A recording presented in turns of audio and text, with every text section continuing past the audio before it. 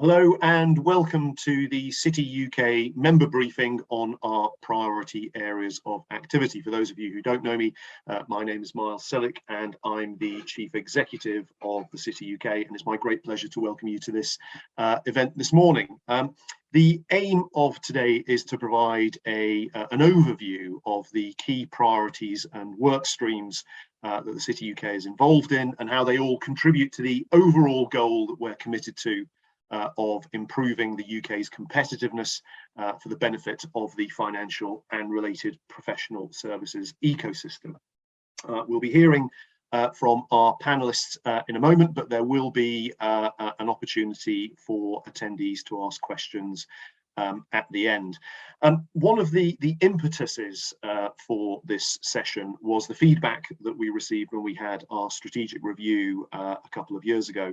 The members were very keen to get more insight and more visibility and to contribute further to the work that goes on around the priorities of the City UK and the discussions that happen at City UK board meetings. And all of this updates and informs our activity across all of our groups. So I'm delighted to have the board members who provide the delivery and lead the delivery for City UK's strategic priorities with us. And those strategic priorities, as I'm sure people on the call may well be familiar with, are around long-term competitiveness. They are around international trade and investment, trust and reputation, the regions and nations agenda, what the government calls levelling up, and green and sustainable finance. And people will also be familiar with the fact that the City UK doesn't do this alone. So we do this with a variety of partners.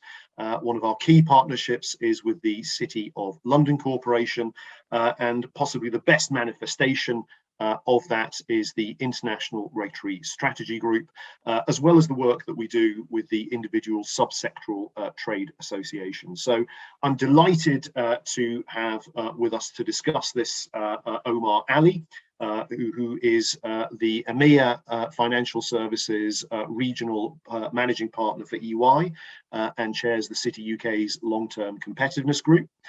Edward Braham, partner at Freshfields and chair of the International Trade and Investment Group of the City UK. Kay Swinburne, vice chair of financial services at KPMG and chair of the International Regulatory Strategy Group. And John Whitehouse, managing director and group head of government relations at Barclays, who chairs the public affairs group for the City UK and is deputy chair of the International Regulatory Strategy Group. What I will do in a moment is ask each of them just to talk about, firstly, the area that they lead for the City UK and more broadly. We'll then talk about the individual bits of activity and the work streams and the priorities that are underway under each of those, and then we will open it up to questions. So on that basis, Omar, would you like to kick us off and just talk us through what LTCG is? Thank you, Miles, and good morning, everybody. Nice to be with you this morning. I think last time I was with subsets of this group was when I was leading the recapitalisation work last year. And despite that, Miles asked me to chair the City UK's long-term competitiveness group. And I think for many of you, like me, when it was first floated, there was a big question about what exactly is it? So perhaps a quick explanation of what the long-term competitiveness group is and what it's designed to do. The aim of the group, the focus of the group, is to help the UK be as competitive as it can be and the best place from which to start and build and scale financial services and related professional services businesses, and do that by focusing as much as we can on influencing key competitiveness related policy and regulatory matters.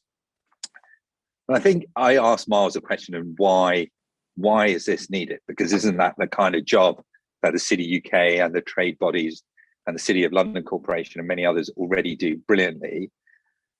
I think it became very apparent that being clear, or as clear as we can be, about how the UK will compete, how the UK will compete globally in financial services and related services, has perhaps been never more important than it is today. And it is true that the world has come to rightly see the UK's position and its reputation as a global destination, a global center for high quality expert financial and related advice. And it is true that the sector is hugely important for the UK economy. I think the most recent stats from the City UK suggest it contributes over 10% of total UK economic output. But it is also true that this preeminent position, one that has been built up over generations, just can't be taken for granted any longer. And we should be under no illusion that this sort of hard-earned position is under threat by a whole series of global forces that are playing out, from shifts in global trade, the geopolitics that we're facing into, demographic changes, technology, and of course, climate change. And I think these risks to the UK's position, they've been acknowledged now at the top of government. And many of you will have seen the Chancellor's recent announcements. And I think one of his statements was about writing the next chapter that puts the next chapter of Britain's historic place at the centre of global business and finance.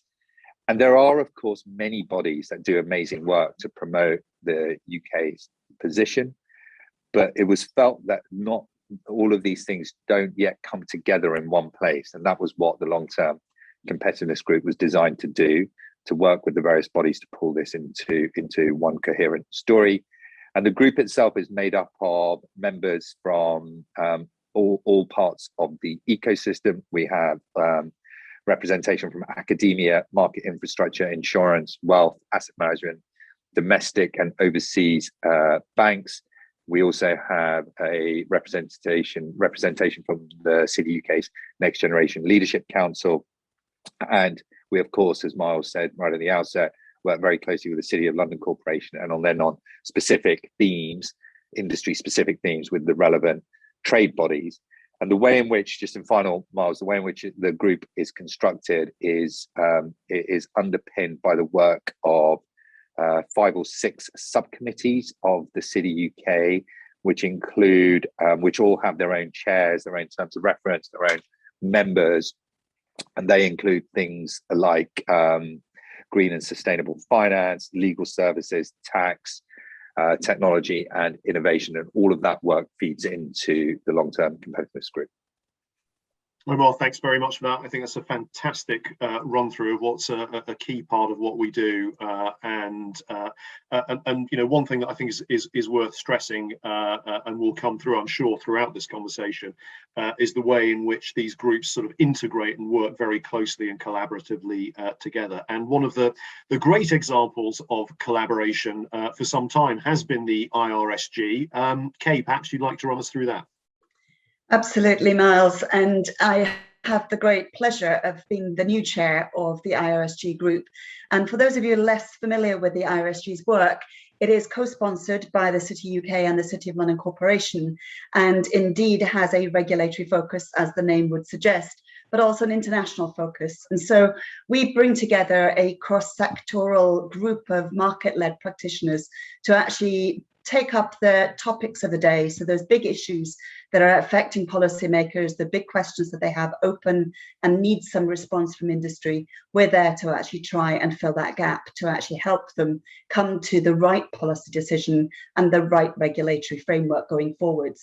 So our focus really is in identifying those opportunities for engagement with governments, regulators, and indeed, whether it be in Europe or the global arena, we actually try and interact with those institutions directly to promote an international framework and to ensure an open and competitive financial services sector, but also global capital markets that work for everyone.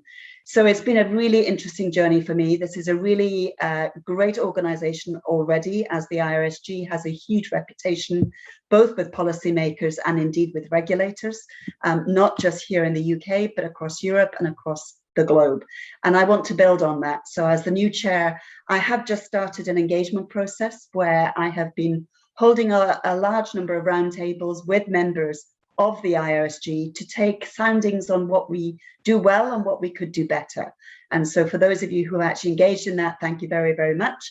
We've had some really great feedback already. If you haven't already done so and you'd like to put some feedback in, then my door is always open and we can always feed that in. But ultimately, we have got some huge amounts of wealth and knowledge that we've built up, We want to keep all of that, but I think going forwards, there's a huge amount more that we can do to maintain that influence and make sure we build on those competitive markets going forwards and make sure we have some global coherence too. But I'll talk more about that IRSG future when we come to some questions, I'm sure, later. Thanks very much, Kay. And obviously a key part of all of these agendas and priorities is how we deliver them with politicians, with other stakeholders, and indeed, to a large degree, the sentiment around the industry. And that work is led by John Whitehouse through the Public Affairs Group. Thanks, Miles, and good morning, everyone. It's good to be with you all. So the Public Affairs Group brings together the public affairs and government relations leads from firms are the members of the TheCityUK. We work very closely with the other trade associations as well that are within the sector, and we have in fact representatives from those trade associations. So, for example, UK Finance, the ABI, the IA, etc., and the Corporation of London sitting on the Public Affairs Group to ensure that we are coordinated, given the breadth of the of coverage of the City UK. And we're very much focused on perception and trust and reputation as it pertains to the finance and related professional services sector. And we are in many ways there to try and create the right conditions to enable the work that Omar and Edward and Kay are doing through their respective groups to land in the best way possible and to be most effective. So we're looking to create a policy environment which is a bit more benign, and our focus and approach is to do that through increasing the understanding that politicians and the media and relevant influencers have of the sector and the sector's contribution to the UK economic prosperity and the recovery particularly. And I'll talk a little bit more about how we're doing that more specifically in a moment. But a key part of that as well is also recognising that the finance and related professional services industry is a UK success story. It's not just embedded in London and the South East. We're all familiar with the statistic that 2/3 of jobs in the sector are outside of London. Fortunately, politicians are very familiar with that as well. And so a key component of the work that we do is around nations and regions and ensuring that the work of the sector is understood outside of London and in all the towns and cities up and down the country. So we have key focus on perceptions and trying to create the right conditions to enable the policy proposals that we want to put forward to land and for policymakers to be receptive to those. Brilliant, John. Thanks very much for that. And finally, it's already been touched upon that the UK ecosystem does not operate in a vacuum or in isolation. It is part of a much wider international ecosystem and one in which the UK needs to continue to be relevant and competitive. And that work is in large part also influenced by the work that is led by the International Trade Investment Group. And Edward, over to you. Thank you, Miles. Morning, everyone. What is the International Trade Investment Group? The answer is its core expertise lies in trade and investment. It has as its members trade associations, but also a number of market advisory groups. So that covers countries like the US, Japan, Switzerland, and India, and some others. And we also have members from the working level groups that cover legal services and Islamic finance. In terms of what we've been doing this year, or over the last 12 months, we put a lot of work into having a look at the way we were organised, found ways of simplifying it, because as so often, if you haven't looked at the way you're organised, you find that you've been responsive to other influences and it gets ever more complicated. So we simplified all that. There are a few groups, including ITIC itself, where membership had rather dropped off. So there's been a bit of refreshing going on. But perhaps most importantly, we developed an international strategy for the industry. This came about just by asking the simple question of what is it we're supposed to be achieving? And I think you've already picked up from this conversation, everything reassuringly in many ways, is like a whole load of overlapping circles.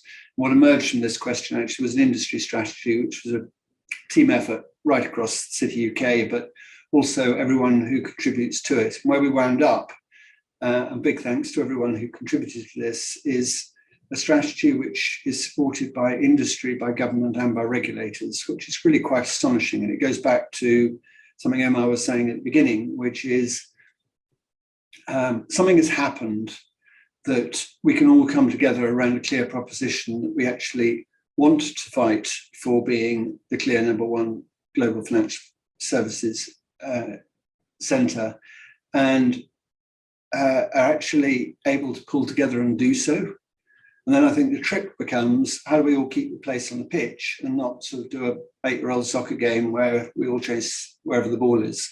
And we're doing quite well on that, so that's good. In terms of a sort of quick headlines on the strategy, without repeating the long session we did not very long ago, as with any strategy, there's some things you need to do to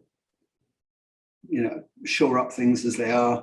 There's some things you need to do to grow, but that tends to be quite incremental.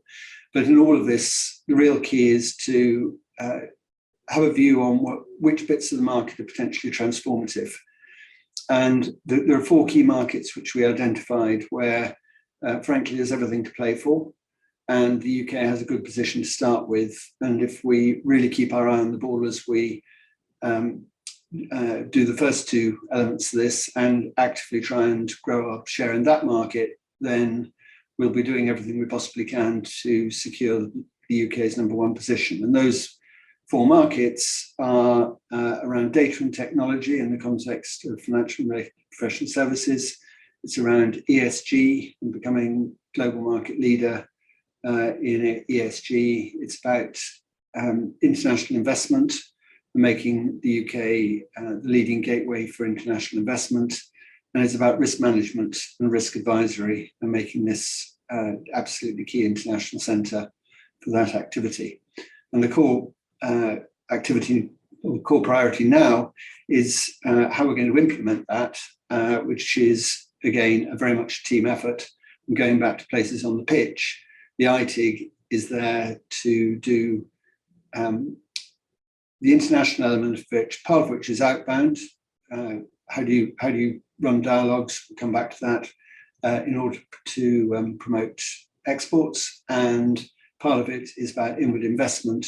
How do you make the UK more attractive so that balance sheets, people, assets under management all want to come here? Team efforts, I say. Brilliant. Thanks very much for that, Edward, and thanks to all our colleagues for having run through what each of their respective areas and groups are focusing on, and the sort of basis behind their committee. And what we're now going to look at is which work streams and priorities are being taken forward under each of those headings. And as I think has been touched upon already, this is about collaboration, it's about collegiality. I think it's also important, given the progress that we've made as industry with government. And I think one of the best examples of that was the Chancellor's Mansion House speech back in July, which I think we can legitimately claim was reflective of something that we at City UK, that the corporation, that the individual trade associations, individual firms have been calling for some time, which was a clear vision for the industry and its place over the long term. But I think equally, that's something that also needs to be delivered in partnership. I think the breadth of the challenge and the breadth of the Chancellor's vision mean that there has to be a role for industry and indeed regulators in delivering that successfully. So we see the work that we do as very much part of that broader effort. And on that basis, I'll turn to Omar first to run through where the sort of key work streams and priorities are for LTCG. And Omar, you've already sort of alluded to some of those in your opening comments. Yeah, I mean, I'm very happy to do that, Miles, but just picking up on where you were just now, I think the City UK and a lot of the trade bodies deserve a lot of credit, because for many, many years we had been looking for something from government that set out some sort of vision or plan for financial services. And of course, we saw that in Mansion House earlier this year, and the publication, a new chapter for financial services. And lots can be debated about the depth of that, or what was in it and what perhaps wasn't. But actually, it was the first time in many years that we've at least seen something that sets out the importance of the sector and where the government's thinking around financial services is going, which is good. And we'd obviously been asking for that for a while, so that was encouraging. So what are we looking at the amongst the long-term competitiveness group? We've done a lot of work through a series of bilaterals with members and those who make up the group and the various subcommittees. And essentially, we have narrowed this down to 4 particular areas to focus on. And Miles, I won't drain them, but I'll just give you the quick headlines, if I may. The first is around efficiency of policy and regulatory execution. You've touched on this, Edward's touched on this. There's just such a mass of consultations that have been kicked off by government and the regulators, from wholesale capital markets and Solvency II to the outcomes from the Khalifa review to Lord Hill's listing reviews. It's just a huge amount of it. How we ensure that that is all executed on and in a coherent way that enables greater certainty for firms as they're making investment decisions about what the landscape will look like has come out as a key area of importance.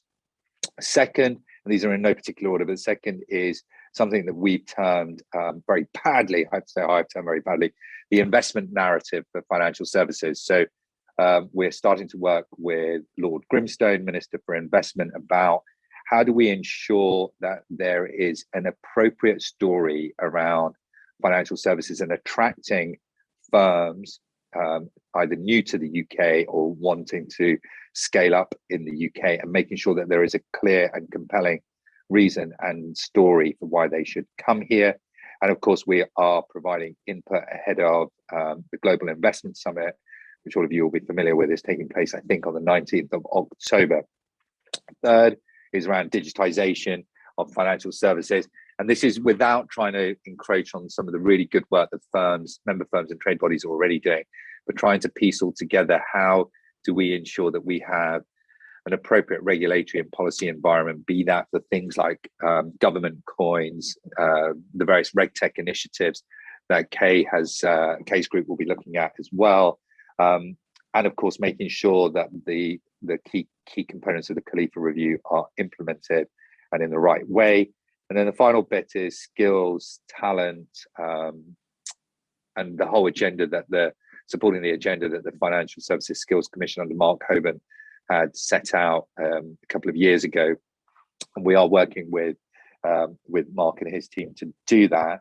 And I kind of related to that, 2 key bits, Miles, that have happened recently. One is around talent and mobility. So members may have seen that we published the Global Talent Mobility Report at the end of last month. And I think there was also a webinar yesterday around this. Essentially what that looked at, it published a scorecard that set out the wins and perhaps still challenges around immigration in particular, that to support financial services. And there's some good things, you know. We saw that the things that the City UK and working with EY and the City of London have been pushing for around the global mobility visa has been introduced, as has the youth mobility schemes that we were pushing for, and the reciprocity around that. But it also highlights that there is still a significant amount of work still to be done around mobility in particular, and how there is work to be done for us to get a competitive advantage in cross-border remote working, which has become a real issue borne out through the challenges of COVID, where people have been stuck in places, and that's been very difficult for firms. And I think yesterday there was the webinar where we had I think there's a recording, Miles, we can share, but we had Damien Green, former Minister of State for Immigration, Bambo Charalambous, the Shadow Minister, and Peter Williams-Walsh, alongside City UK, EY and City of London colleagues looking at this, and we continue to push the agenda. And the final one I would just say is we're working with Clifford Chance on sustainable digital finance, and effectively that report is looking at how we can use technology to best accelerate the penetration and use of green and sustainable finance products. So it's an intersection between a number of major themes that are playing out, and we are hoping to release that before COP26. Brilliant. Thanks very much for that, Omar. And I think that the work that Clifford Chance is doing is really, really exciting. And I'd just like to thank your colleague Seema Farazi for the work that she did on the global talent mobility report. And as you say, another example of how the industry works collectively and collaboratively to take that forward. And I think one of the other things, and you touched on this in your comments, when we were at a number of us were at the party conferences, and John Glenn, who I think was earning his keep.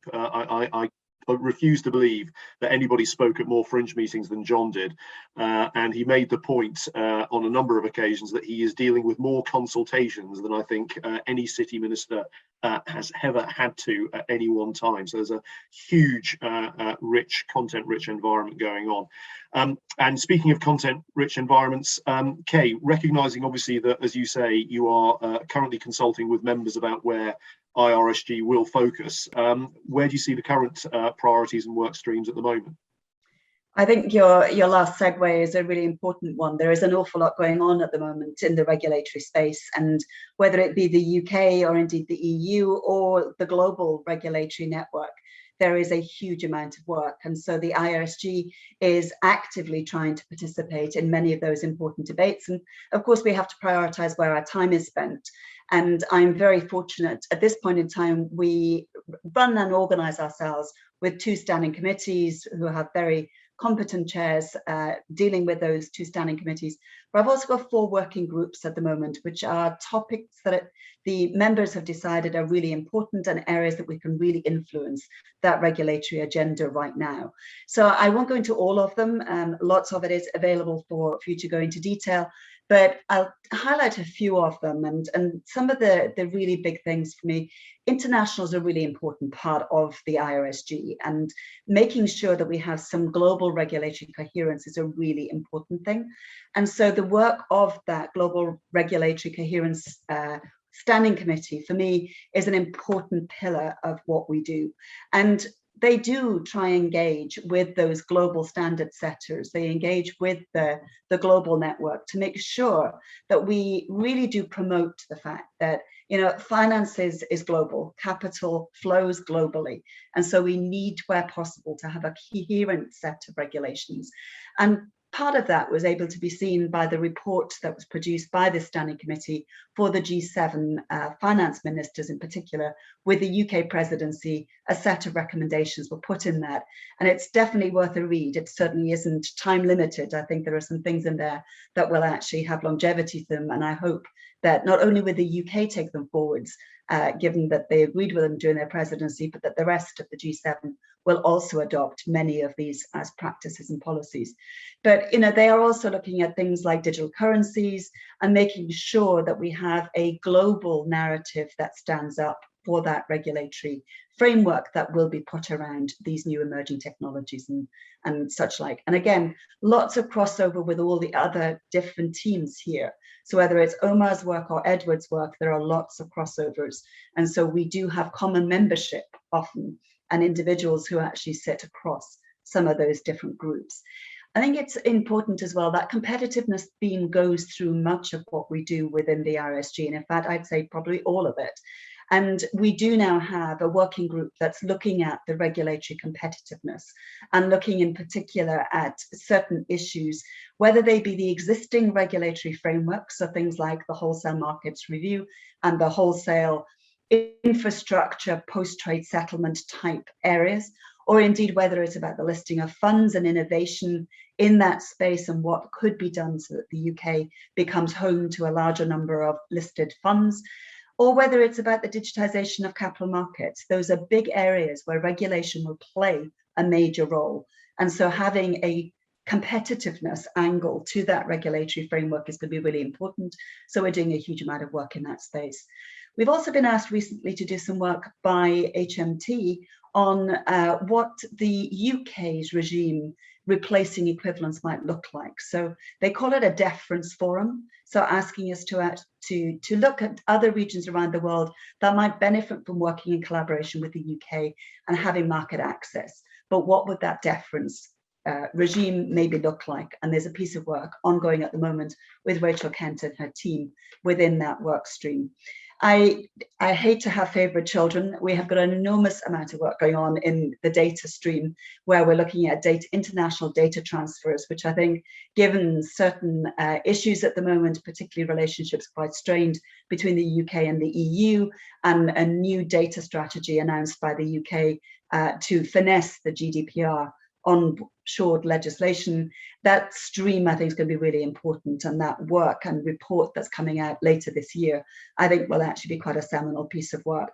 The ESG team are also working really hard. Lots of global standards, we hope, emerging in that ESG reporting space, and a piece of work going on there at the moment to follow up on the work that was done on accelerating the S in ESG.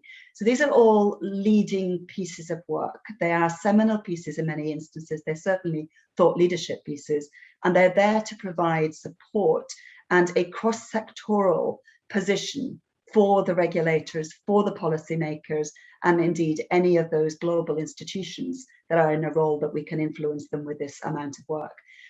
I'm just going to end by talking about, I've mentioned the 2 standing committees and the 4 work streams we have ongoing at the moment.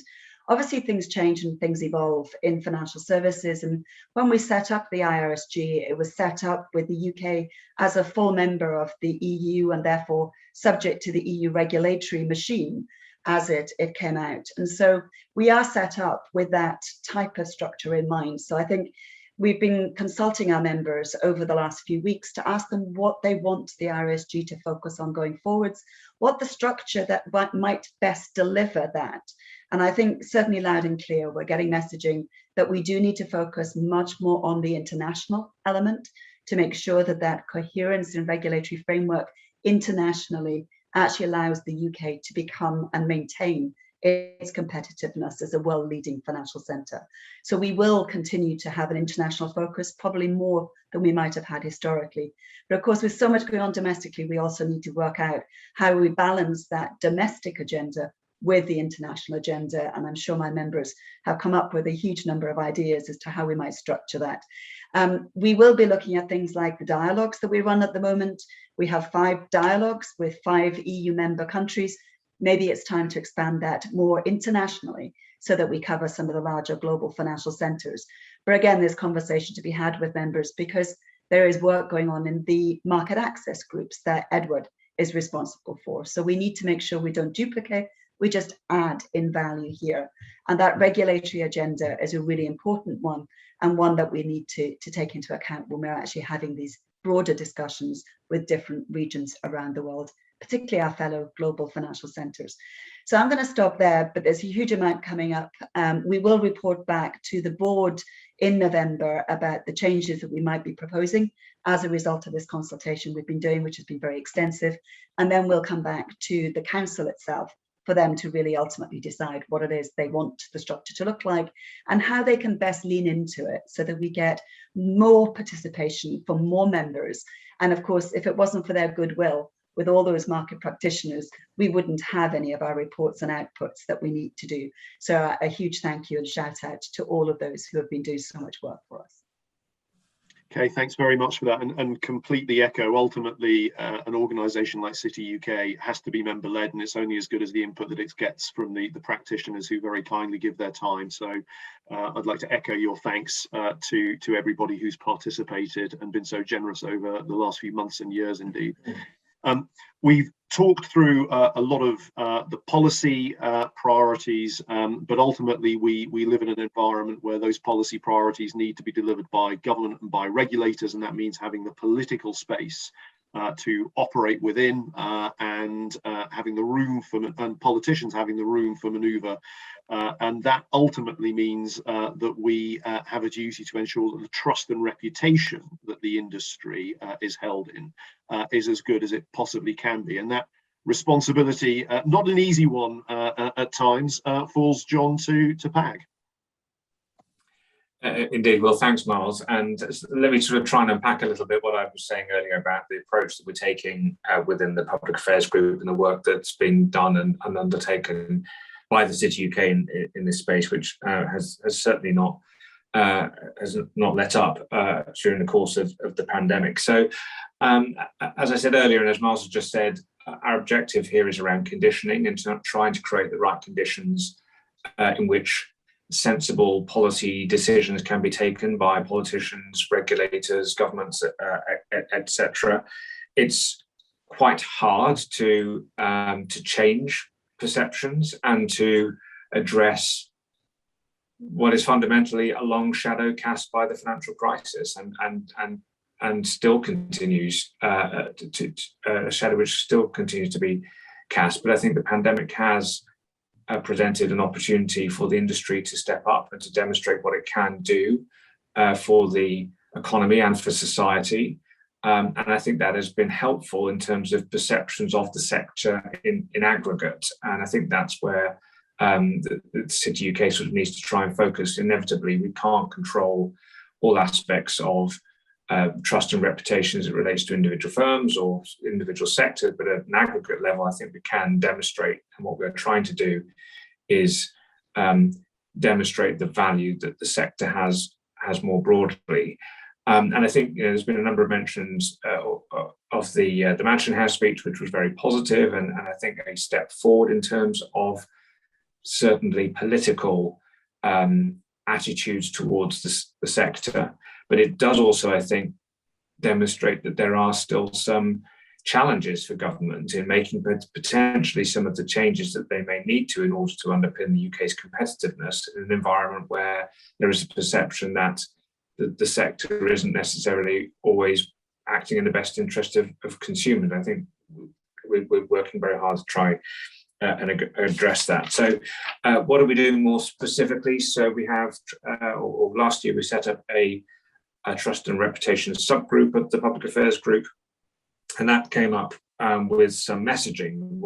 What's clearly very important here for us as a trade association, as a sector, is to have discipline around the messages that we're seeking to deploy with politicians through the media and directly, so that they understand and we're able to help them understand the contribution that we're able to make. And that was focused very much around the supportive role and enabling role that the sector performed. Many of the government schemes, for example, that helped people out during the pandemic were government schemes, but the industry, particularly the banking sector, played a facilitating role in addition to other sectors leaning in their own way. But more broadly, the professional services sector, not least of all through the work that was done around recapitalisation, lent into the government's understanding of the challenge. I think that was an important aspect as well. So reinforcing our contribution through the pandemic, but also in terms of skills and jobs and employment up and down the country. I've already mentioned that 2/3 stat, which should be imprinted on everyone's minds, because that's clearly important in terms of articulating the extent to which the sector benefits the whole of the UK. And then finally, the extent to which the industry is able to help the UK economy grow in terms of recovery, but also as the UK pivots to a different economic model and trading basis internationally. And clearly there are elements of the sector that are going to support businesses and consumers in a fundamental way. And I think that's an important part of our forward-looking plan as well. So in addition to the messaging discipline, we've sought to identify case studies that enable us to tell the story and draw out the extent to which the sector is helping businesses and society. As I mentioned before, the City UK has continued to push ahead with a very impressive set of events, and there's been 55 events so far, reaching over 2,000 people, which is so far this year we're almost where we were last year and the year before. So if anything, the pandemic has sort of caused an acceleration in activity. So that's huge kudos to the team at the City UK who've been able to sort of, push on with those sorts of things. We've seen and continue to push forward research on various issues that have been touched on already, responses to consultations set by the government, and forming a position through the publication of reports, many of which are only made possible through the generosity of members giving up their time to make those happen. And I think recognizing as well that the production of a report is not the end of a process, it's the start of a conversation. Now that we've got something to say, we need to go out and say it even more clearly. So I think having discipline around those reports and then focusing on the rollout has been important as well.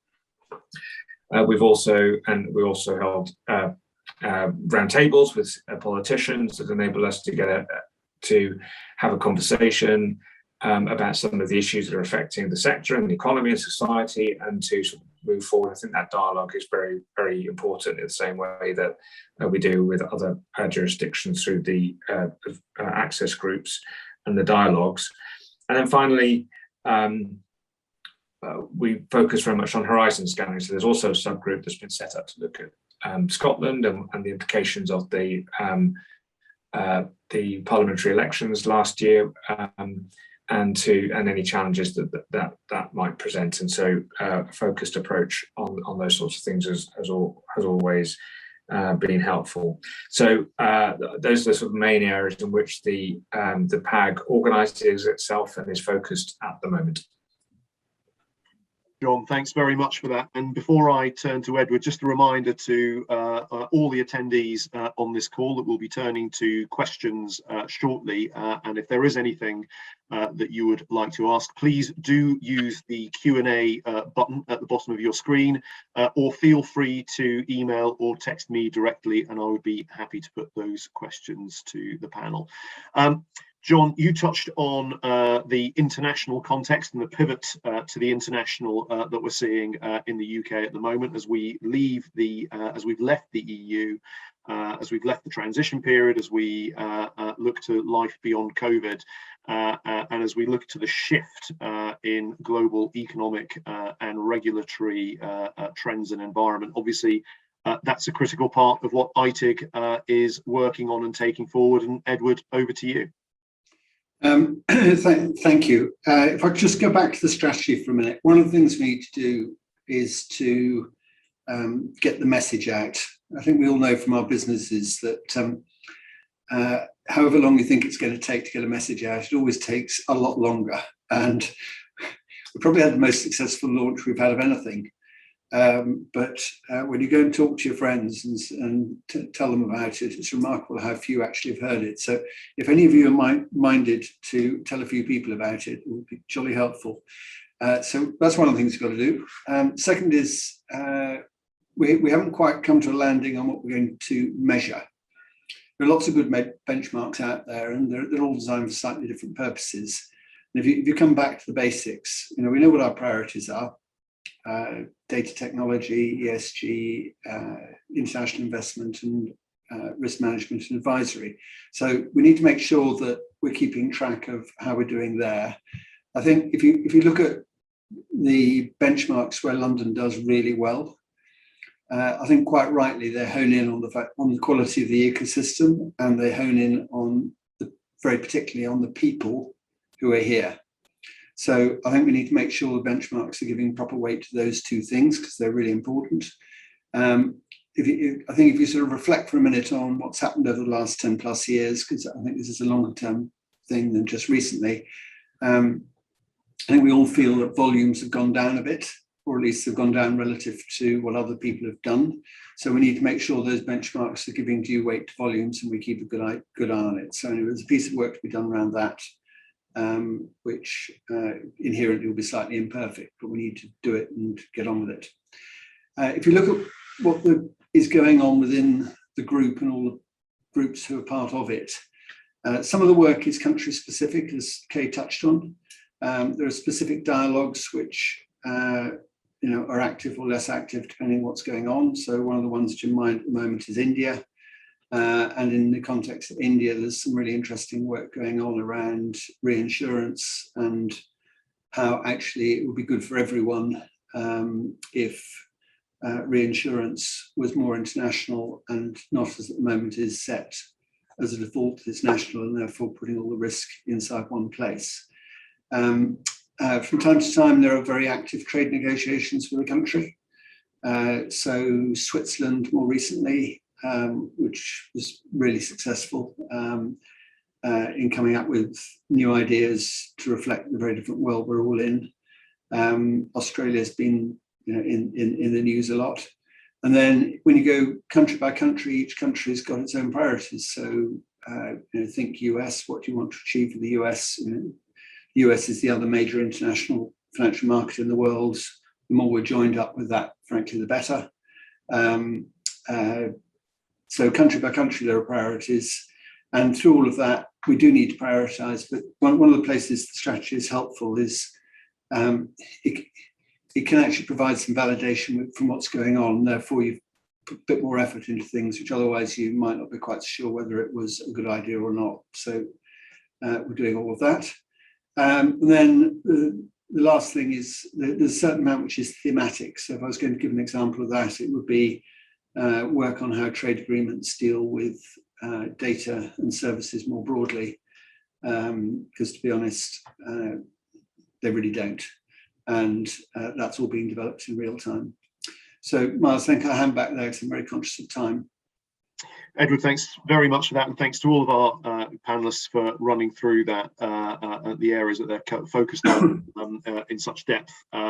So I think from my perspective, one of the things that comes through from this, firstly, is the integration and the connectedness of the work that we're doing, both within the City UK and within the auspices of IRSG, but working across the wider ecosystem, and the importance of this agenda and the need to ensure that even if government isn't always as aligned and integrated, or government and the regulators aren't as aligned and isn't integrated as we would like on this agenda, that at least the industry is setting a clear direction.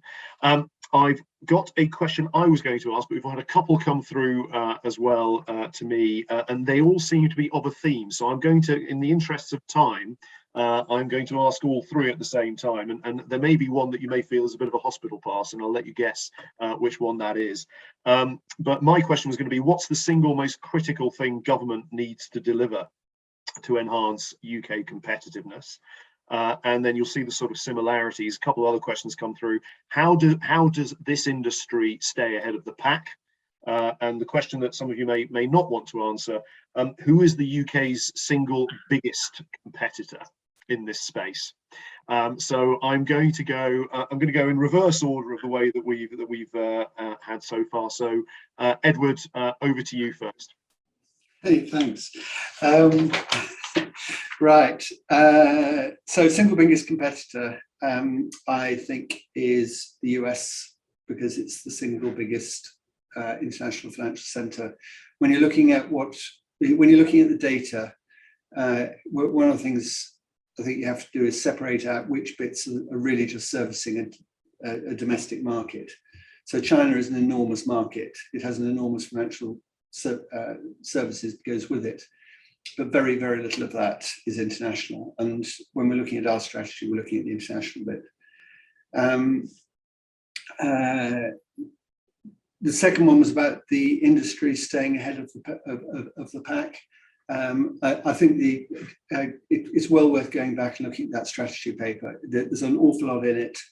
It's prioritized according to the type of thing we're talking about. So that sort of base level of consolidating, securing, that sort of incremental growth area, and the transformational piece.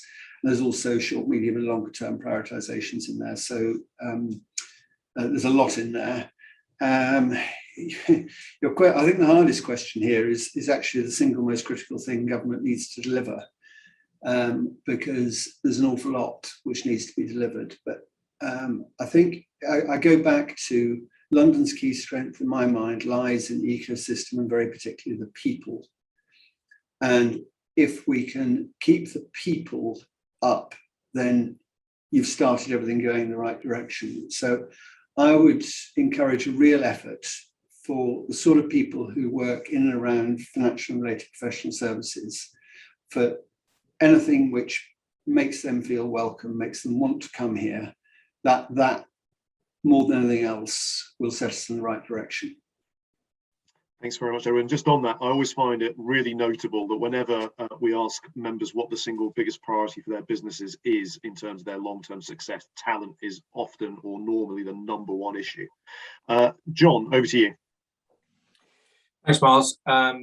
So I guess to answer the questions in reverse order, to the way Edward answered them, I think that there is clear intent across government to ensure that the UK is competitive internationally. I think we are seeing that.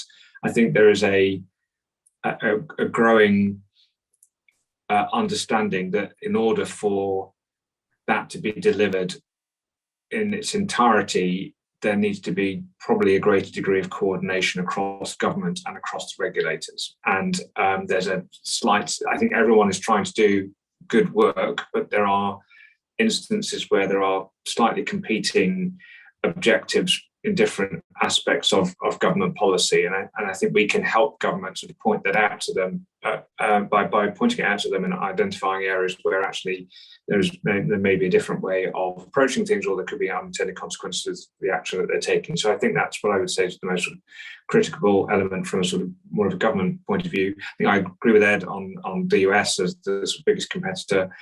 I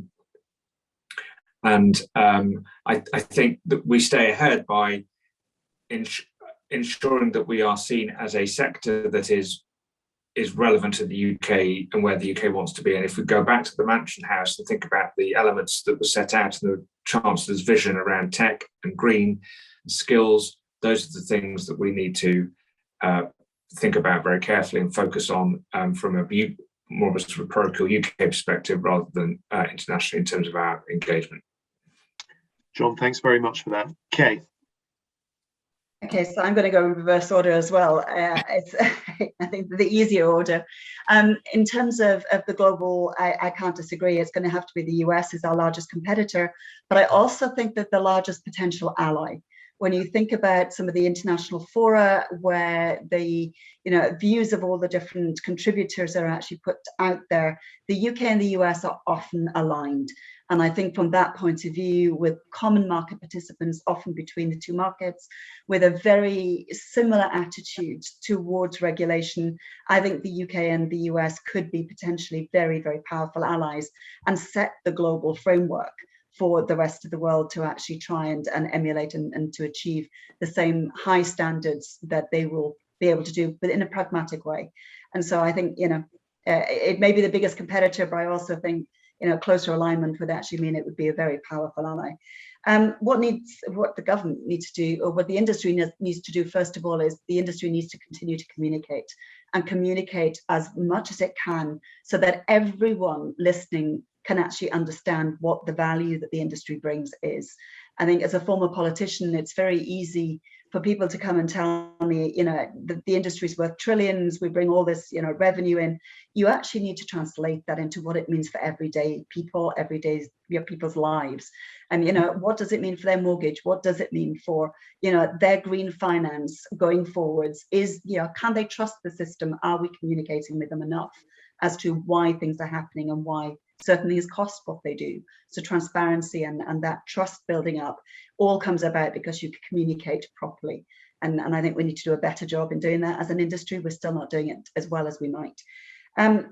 I think the single thing that the UK can do to improve its competitiveness right now, I am a reg specialist, so I will stick to my knitting, as it were. For me, it's to have a coherent regulatory strategy. And by a coherent regulatory strategy, it goes to what John's just said. Every government department needs to know what the impacts of something that they do is on the rest of the system. So you can't have proposals in bays that impact Treasury without them having consulted that and having realised that one is going to detract from the competitiveness of the UK as a place to locate your business when actually you're trying to do something else in the other department to do something to attract them in. So I think you just need to be very aware that you need a real coherence to that future framework that they're putting in place. And I would genuinely say they need to also have a forward-looking framework. It's not about tweaking regulation now. That isn't going to make you more competitive in the long term. If you tweak regulation, it's for very small efficiencies, and you have to make sure that those efficiencies are worth more to the companies who are going to have to implement them than the cost of implementing them in the first place. Whereas actually looking further forwards, when you're putting that new regulatory framework in place, looking at the digital capital markets, what do you need to make the markets ready for that innovation wave that's coming? Those are the big competitive gains I think that the UK can have, but that all comes with a coherent regulatory strategy. Okay, thanks very much for that. Omar, last word with you. Well, let me take that last question first then. And for fear of being contrarian to three other esteemed panelists, I would just say, I don't think there is one competitor. And I think actually we create an issue for ourselves when we go to government and say there is this one block or this one competitor, because financial services breaks down into so many different markets. So it could be Amsterdam for trading right now. You go to some of the Eastern European countries for tech talent. You go to Switzerland for crypto. So there are lots of different places. And I think part of our role is to keep making the case, like we have been, by the way, about Singapore and the regulators there having a mandate around competitiveness. And guess what? That's now getting a bit of traction. So I think if we can find the best bits that are working in different markets and using that to help try to create a more comprehensive story, I think that will land better. And then just on how do we compete and where do we get to, I'll just draw some things together that Kay, Edward and John have all spoken about. Why do firms choose to invest in the UK? And this is, this history goes back to much before TheCityUK was even conceived. But I remember Sir Wimbershire doing a piece that said, why do people come here? And this is, I think, led to the creation of TheCityUK. And there was lots of things that we've been touched on. And then a lot of it was around access to the best talent, certainty around the regulatory landscape. And there were others like legal, time zone, language, all of that stuff. But on the first two, access to the best talent and certainty about the regulatory regime, we don't have that right now. The challenges around the visa system, the remote working are very clear, very apparent. And yes, there are things that the government is trying to do, but they're not there yet, as the recent report has said. And as Kay so eloquently put, we don't have a clear regulatory environment yet. And there are so many different consultations in the mix. And the hope is that they all come together and make us more competitive. But two of the principal reasons of why you wanted to come here, why you wanted to scale here, are not there yet. Now they could be, and we've got an opportunity here to set an environment, a policy and a regulatory environment that will support where financial services is going. And I think that's the opportunity, and that is the opportunity to continue to make the UK the centre of financial services. Brilliant.